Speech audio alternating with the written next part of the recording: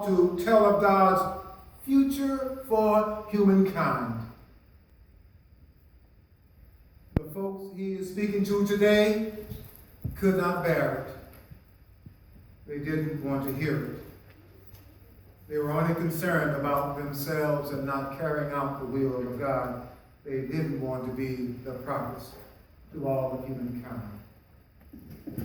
Jesus, after the desert experience, stopped off in Galilee. Galilee was known to be a very tough place to do any kind of ministry. There were all sorts of different ethnic groups living there together. They all had different ideas about what community was. But even in this tough place, Jesus had no problem dealing with the folk because he went there to be with the people, not over them, but to be with them in his ministry. And therefore he was well received there in this rough and tough community. Then he was called to go home, go to Nazareth, his hometown, his place of birth, where he grew up, and into adulthood. We talk about our young people growing up here again. He says many will not be welcome in their own hometown. He goes to the gathering place, which we call the church today. The order of worship was quite different there in that gathering place. Here, an individual is called forth and given a text, a scroll, not a book called the Bible, but a scroll, rolled up text in Hebrew. And whatever was selected, that person had to read it aloud and begin the process of explaining it to the people so they could understand what was going on, what was expected of them.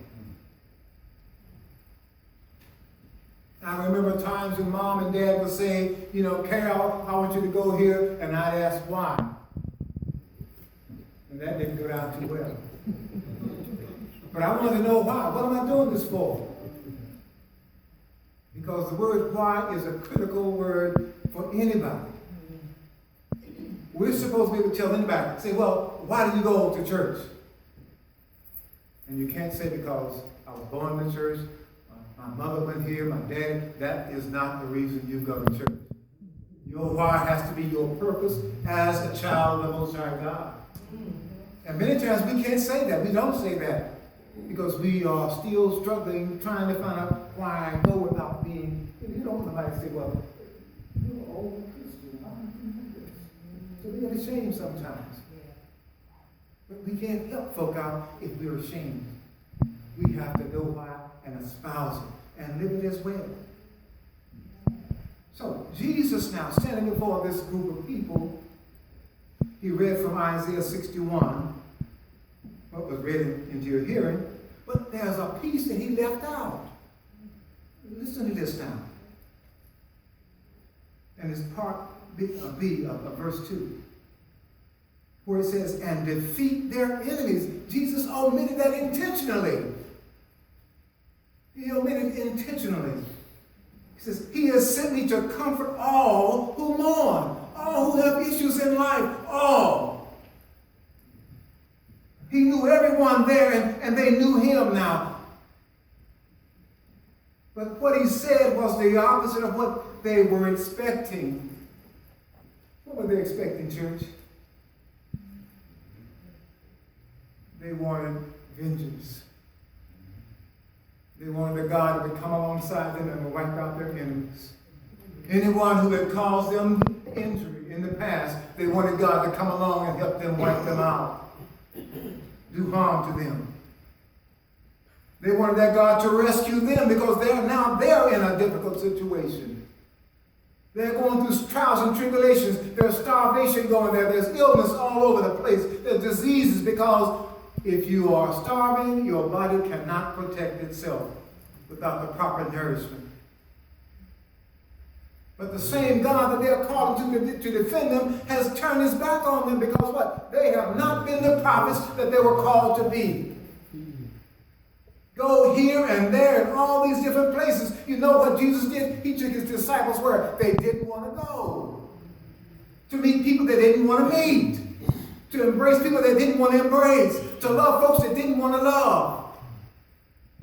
But yet he took them to those places to help them understand this is what a prophet is. This is an invitee. This is what you do in community. This is how you build and restore community. This is how you gain the trust of people so that they too will become a part of the labor. Jesus reminds them of their assignment to witness to the world and not just their own people. And it begins to rub them. And they get chafed around on the underarms with this very tender flesh. He reminds them that they were in deep distress and God sent Elijah to someone else. He's trying to drive it home to these people. Get up out of your seats. Start doing what you have been assigned to do. You have the gifts. You've already been blessed with it. You've been gifted to do these things. So get up and get doing it. And go out from your house. Go out from your community. Go out from your neighborhoods and get busy meeting people who are in need.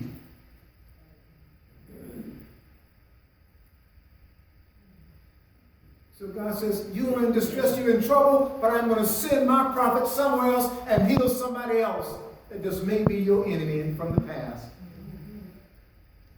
On another occasion, God sent Elisha to a single Syrian named Naaman. You know the story.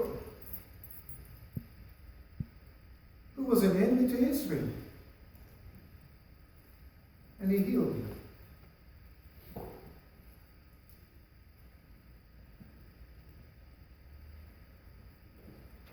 What is God inviting us to do, church? Where is he inviting us to go and do and be? How is he expecting us to make a difference in community? So Jesus has been busy healing folks in other places. And why not here? Why can't this be a hospital for those who are wounded and broken in spirit, who don't know which way to turn, who are not sure about the decisions they have to make for their own children and their own lives? But to these people, they thought that God is helping the wrong people. Should be helping us. He was waiting for God to liberate Israel. God was still waiting for them to witness to the world. When you do what I've asked you to do, when you do what I've appointed you to do, then I'll begin to lift you up. But until you are obedient, because I call you my sons and my daughters, not my slaves, my sons and my daughters, if you will obey me and do the things I have placed before you, because I have equipped you, I have prophets and other priests who will equip you to do the work. When you do what you're called to do, when you do what has been assigned to you, when you do what you've agreed to do, then I will come and remove the stress and strain from you. The pain and the suffering, I will remove it from you then, but not until you do. Which means what? There are always consequences when we don't do what we're called to do, when we don't do what we have assigned ourselves to do, when we voluntarily say, I want to do this for you, God. And then we change our minds because the people he sends us to don't look right. They don't smell right. They don't dress right. They don't act right like we do.